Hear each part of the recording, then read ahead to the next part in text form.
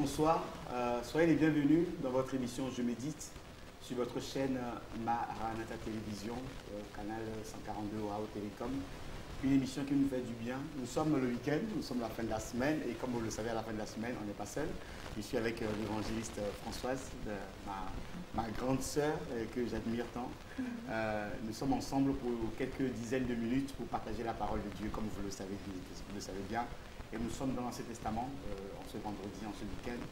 Nous allons partager le livre, la fin du livre de Néhémie, qui est vraiment un très bon livre. Mais si vous le voulez bien, évangéliste. Bonsoir, évangéliste. Bonsoir, pasteur Eric. On va prendre un temps de prière. Oui. Je te laisse nous conduire la prière pour introduire ce temps. Merci. Oui. Nous voulons prier le Seigneur pour confier ces temps. Tendre Père Céleste, nous sommes dans la joie, Seigneur, de partager ta parole. Seigneur, je te confie ces moments, ô Dieu, afin que ton Esprit Saint puisse nous guider dans toutes choses. Merci, Seigneur, pour ta présence. Merci, Seigneur, de nous avoir donné l'entendement, ô Dieu, la compréhension pour comprendre, Seigneur, ta parole. Dans le nom puissant de Jésus-Christ, qui est notre Seigneur et Sauveur, nous te disons Amen. Amen. Amen. Merci beaucoup, évangéliste. Alors, je vais prendre la lecture dans le chapitre 13 du livre de Néhémie. Je vais prendre à partir du verset 4 et après je laisserai lire un peu la portion que tu souhaiterais partager à partir du verset 23. La Bible dit à partir du verset 4, je vais lire jusqu'au verset 13. Avant cela, le sacrificateur Eliashib, établi dans les chambres de la maison de notre Dieu et parent de Tobija, avait disposé pour lui une grande chambre où l'on mettait auparavant les offrandes, l'encens, les ustensiles, la dîme, du blé, du mou et de l'huile, ce qui était ordonné pour les Lévites, les chantres et les portiers, et ce qui était prélevé pour les sacrificateurs. Verset 6, très important. Je n'étais point à Jérusalem quand tout cela eut lieu, car j'étais retourné auprès du roi la 32e année d'Artaxerxès, roi de Babylone.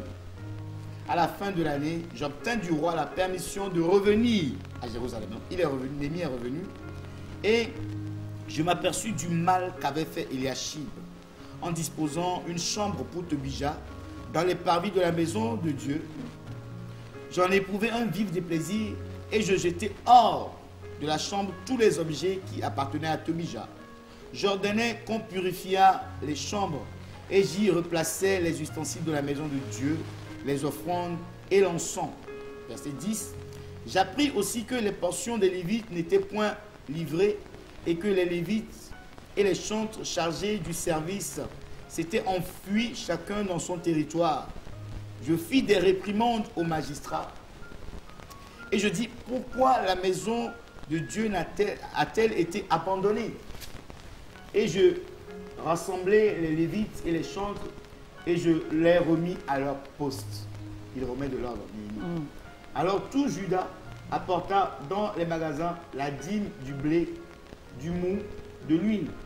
Je confiai la surveillance des magasins à Shemelia, le sacrificateur à Tzadok, le scribe, et à Pédaja, l'un des Lévites, et je leur adjoignis Hanan, fils de Zapour, fils de Métania, car ils avaient la réputation d'être fidèles.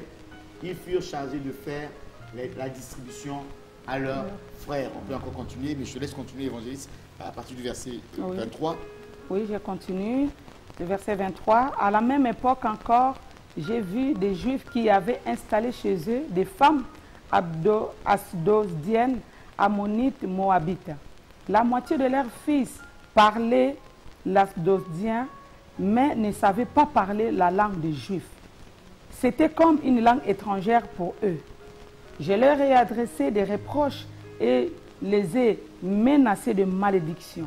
J'ai frappé quelques-uns de ces hommes, leur ai arraché les cheveux et leur ai fait prêter serment au nom de Dieu en disant, vous ne donnerez pas vos filles en mariage à leurs fils et vous ne prendrez leurs filles comme épouses ni pour vos fils ni pour vous.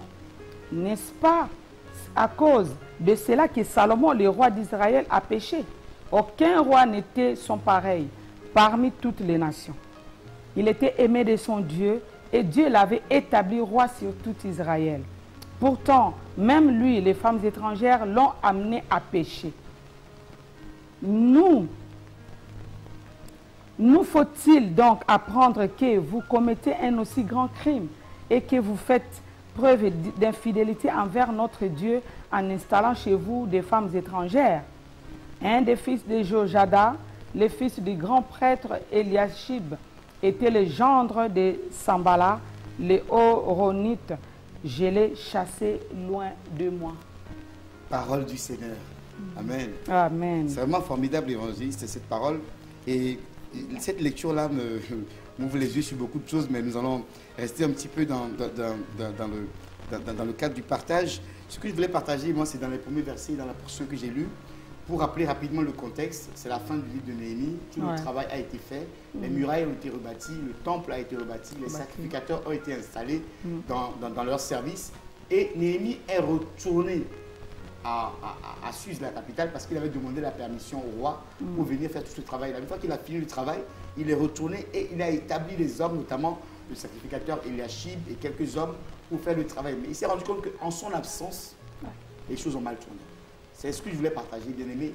Comment nous comportons-nous à l'absence de l'homme de Dieu? Comment nous comportons-nous quand notre responsable spirituel n'est pas là? Est-ce que nous prenons au sérieux l'œuvre de Dieu ou nous le faisons avec négligence? Parce que là, nous constatons que la négligence du sacrificateur s'est répandue pratiquement dans tout le service, dans la sacrificature, même jusque dans le peuple. Je te laisserai partager tout à l'heure comment le peuple avait péché. Mais là, nous voyons déjà que le sacrificateur, il est parti installer Tobija, l'un des ennemis de la reconstruction du temple. Il est parti l'installer dans les parvis du temple, à la place où les offrandes des ustensiles devaient être placées. Vous vous rendez compte à quel point la négligence avait atteint son summum. Et ce qui est intéressant, c'est que quand Néhémie a appris ça, il a redemandé la permission. C'est là où nous devons prendre conscience que quand nous constatons une négligence, quand nous constatons que quelque chose ne va pas bien, ne mettons pas du temps. Il n'a pas traîné, il a redemandé la permission, il est revenu et il a recommencé à remettre de l'ordre. Il a chassé Tobija de la chambre, il a mis ses affaires dehors, il a dit c'est pas possible. Et on a constaté que non seulement il a installé, le sacrificateur Eliashib a installé Tobija dans la maison de parvis de l'Éternel, mais les Lévites, les chantres n'étaient plus entretenus, ils n'avaient plus droit à leur portion. Du coup, le service de l'Éternel était négligé. Bien aimé, faisons attention. L'apôtre Paul nous exhorte en disant que nous devons servir le Seigneur avec empressement, même en son absence, encore plus, avec plus de sérieux quand il n'est pas là que en sa présence. Ça, c'est un appel que je nous lance là où nous sommes. Comment servons-nous le Seigneur? Ou bien nous disons, ah, le pasteur n'est pas là, on va commencer à s'amuser, on va commencer à faire n'importe quoi. Non, bien aimé, le pasteur n'est pas là, mais Dieu est en train de te regarder. Ton leader spirituel n'est pas là, mais Dieu est en train de... Et c'est là que Dieu va réellement, si tu es réellement fidèle à ton engagement et à ce que tu es en train de faire. Voilà à peu près ce que moi je voulais partager. Et même cette négligence-là du sacrificateur est redescendue jusque dans le peuple évangéliste. Oui, n'est-ce pas? Oui, c'est descendu jusque dans le peuple parce que ça contaminait, je peux dire. Ça ramenait le désordre total. Donc là, ils ont repris leurs anciennes habitudes, en fait. Ils sont retournés à leur péché, à faire du mal. Alors là, comme a fait Néhémie, il faudrait que le peuple puisse prendre conscience pour se séparer de tout cela, pour remettre de l'ordre. Ça, c'est la réforme, en fait. Il faut qu'ils puissent réformer toutes choses dans leur vie spirituelle, leur vie de prière pour amener un changement, pour modifier leur façon de vivre et pour retourner à Dieu totalement. C'est ce qu'il a fait. Quand il a constaté qu'ils sont partis prendre des femmes étrangères, il a même pratiqué la violence. Il a dit, j'ai arraché leurs cheveux. Il dit, je les ai frappés quelques-uns, je leur ai arraché les cheveux et je les fis jurer au nom de Dieu. Ça, c'est la séparation. Et c'est là où nous voulons vraiment prier ce jour par rapport à cette méditation. C'est qu'il faut qu'il y ait une séparation. On ne peut pas se mélanger. Là, et Néhémie l'a rappelé, c'est à cause de cela que Salomon, dans toute sa grandeur, a péché. Parce qu'il est parti se mettre en alliance avec des femmes étrangères. Bien-aimés, nous devons apprendre à nous séparer des choses qui ne glorifient pas le Seigneur. C'est ce qui s'est passé dans le texte. Tu en conviens avec moi, évangéliste? Oui, oui, parce c'est vrai. Que si on ne se sépare pas, Dieu ne peut pas se servir de nous comme il se doit. Non. Et si ça doit nous coûter, même ce que ça doit nous coûter, nous devons arriver à le faire. Parce que au commencement, Dieu créa les cieux et la terre. La terre était, il y avait les ténèbres. Vide. Dieu dit que la lumière soit. Qu'est-ce que Dieu fait après? Il a séparé. Dieu a séparé la lumière. La lumière des ténèbres, ouais. Bien aimé, cet après-midi, ce soir, ce jour, je ne sais pas à quel moment tu es en train de suivre cette vidéo, nous voulons que tu prennes conscience vraiment de la séparation. Ça peut être douloureux de te séparer de cet ami-là qui t'entraîne toujours dans les choses négatives. Quand tu veux venir à l'église, il te pousse à ne pas venir à l'église. Il te pousse, par contre, quand il faut aller dans les boîtes de nuit, quand tu fais des choses négatives, là, il te pousse et tu es content. Tu dois apprendre à te séparer de ces personnes-là, à te séparer des personnes qui ne t'entraînent pas à grandir dans ta foi, qui ne t'entraînent pas à être meilleur tous les jours. Tu dois apprendre à te séparer et à ne pas être négligent. Pour toi qui es déjà dans le service, à ne pas être négligent quand ton responsable spirituel n'est pas présent auprès de toi, mais à redoubler d'efforts, à être plus sérieux encore quand ton responsable spirituel n'est pas présent. Nous pouvons, non, c'est vrai. Dieu ne veut pas de demi-mesures. Avec Dieu, il n'y a pas de demi-mesures. Ou tu te donnes entièrement, ou tu restes, je ne sais pas.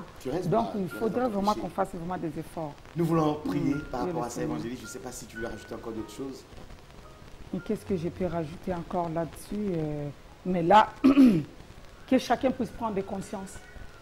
Oui. En prenant conscience, il faut qu'on voit les fruits.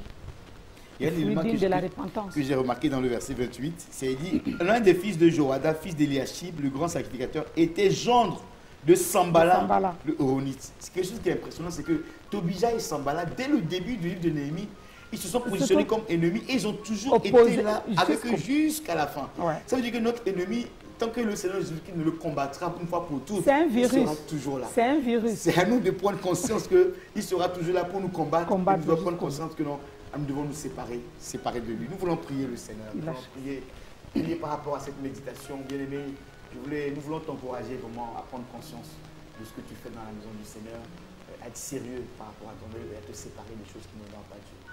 Seigneur, nous te prions, nous voulons élever notre voix encore aujourd'hui par rapport à cette méditation de ce jour. Parce que nous reconnaissons encore une fois que tu nous as aimés et tu nous as donné ta parole. Père, je prie au nom puissant de ton Fils Jésus, nous élevons la voix pour que tout ce qui était en train de ramener la négligence dans la vie de ton peuple, tout ce qui était en train de les empêcher de te servir comme il se doit, même à l'absence de leur conducteur spirituel, que cela libère le couloir de leur destinée au nom puissant de Jésus. Nous ne voulons pas être de ceux qui sont négligents, parce que tu n'aimes pas les négligents. Tu dis dans ta parole que celui qui néglige ton œuvre est frère de celui qui détruit. Nous ne voulons pas être de ceux qui détruisent ton œuvre, comme Eliashib, le sacrificateur, à l'absence de Néhémie, il n'a pas su maintenir l'ordre. Nous ne voulons pas être de ceux-là, mais nous voulons être de ceux-là qui maintiennent l'ordre, même à ton absence, même quand notre conducteur spirituel n'est pas là, éternel Dieu des armées. Nous voulons te faire confiance en toutes choses et en tout point de vue. Et nous voulons être comme Néhémie. Quand nous constatons qu'il y a de la négligence, que nous ne puissions pas tarder, mais que nous puissions prendre les dispositions qu'il faut, comme Néhémie l'a fait. Prendre les dispositions qu'il faut pour que ton nom soit toujours glorifié, pour que ton nom soit toujours sanctifié, pour que ton nom soit toujours séparé de tous les autres noms. Là où le mélange était en train de régner, là où il y avait de l'amalgame qui était en train de régner quelque part, nous déclarons une séparation totale au nom de Jésus. Il n'y a rien de commun entre la lumière et les ténèbres. Une séparation maintenant avec les ténèbres au nom puissant de Jésus. Nous sommes en train de déclarer, là où l'ennemi avait enlisé quelqu'un, dans les addictions, dans la boisson, dans l'alcool, dans les choses malveillantes qui sont en train de l'entraîner loin de la présence de Dieu. Une séparation, un dégoût de ces choses maintenant, afin qu'il se sépare de ces choses, éternel Dieu des armées. Parce que toi, tu n'es pas un Dieu de mélange et tu n'aimes pas le mélange, éternel Dieu des armées. Surtout en ce qui concerne ton œuvre, en ce qui concerne les alliances, éternel Dieu des armées. Nous te prions ce soir encore, éternel Dieu des armées. Nous te prions ce jour encore pour que nos œuvres soient trouvées pures au-devant de toi. Nous ne voulons pas qu'il y ait des mélanges dans notre vie, mais qu'il y ait une séparation totale et radicale pour la seule gloire de ton nom, Seigneur. Merci pour ta fidélité. Merci pour ta bonté dans notre vie. Au nom puissant de ton Fils Jésus. Amen. Amen. Soyez bénis, bien-aimés. Soyez bénis. Évangéliste, nous donnons rendez-vous la prochaine fois. La prochaine fois, toujours sur Maranatha Télévision. Orao Télécom, canal 142. Sur YouTube, bien sûr. Maranatha Télévision, la télé également. Et Voilà. la radio, n'oubliez pas la radio, www.maranatha.tv.fr.